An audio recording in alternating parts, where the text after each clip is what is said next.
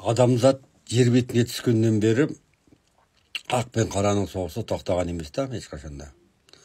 Сондықтан дағы мынау астральный, ментальный әлемдер бар. Онда неше түрлі гуманоидтар, рептилоидтар, неше түрлі бірелердің бәрі сонда да түгел. Олар адамның бейнесінде жүреді. Жалпы алғанда осының барлығы жаңағы қасиетті рухтар, әруақтар, солардың барлығы сендердің жандарың үшін күресіп жатыр да. Сондықтан да осы жерде отырып саптап отырған, боқтап отырғандардың көбісі мысалы үшін сол жаңағы қаралықты рухтардың жетегінде жүр да. Ал жалпы алғанда Алла адамзатқа бірінші күннен бастап пайғамбарларды, елшілерді жіберген, жетектеу үшін адамзат баласын. Енді ең соңғы келіп отырған жетек ол мағдият. Біз, Бақитоллах Мағди мысалы үшін мен сендерге таныстырып отырған өзімді.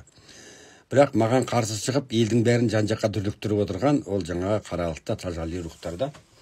Сондықтан дағы құрметті достар, бұның құтылудың бір-ақ жолы бар да. Ақиқат келгенде жалғандық жоғалады дейді. Сондықтан дағы сөздің әртүрлі вибрациясы болады өзі. Түсіңіз ба? Жақсы сөз, жарым ұрыс, жақсы сөз, жан жылуы деген секілді сөздерді білесіздер ғой. Сондықтан дағы сіздердің жаңағы қаралықты сөздеріңіз, боқтаған надандықтарыңыз, ол қаралықты рухтардың жемі болады да.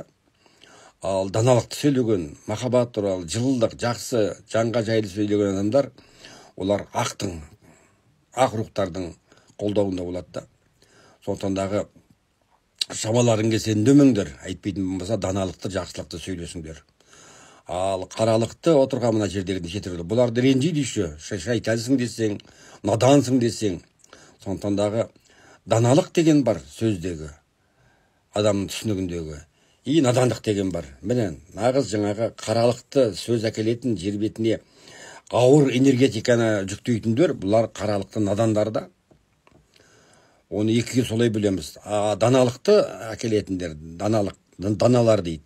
Олар жаңағы Алланың иллахи кітаптары менен, қазақтың даналық сөздері менен, жалпы адамның жоғарғы тербелістегі энергетикасын шығаратын адамдар.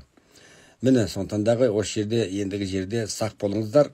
Өйткені біз сабағымызды күрделендіре бастаймын мен ақырын ғана. Сендерге жаңағы негативті жақтарын айттым ғой біразын. Енді позитивті адамдық бейнелеуге көтеретін жақтарын айта бастаймыз. Сондықтан дайын болыңыздар.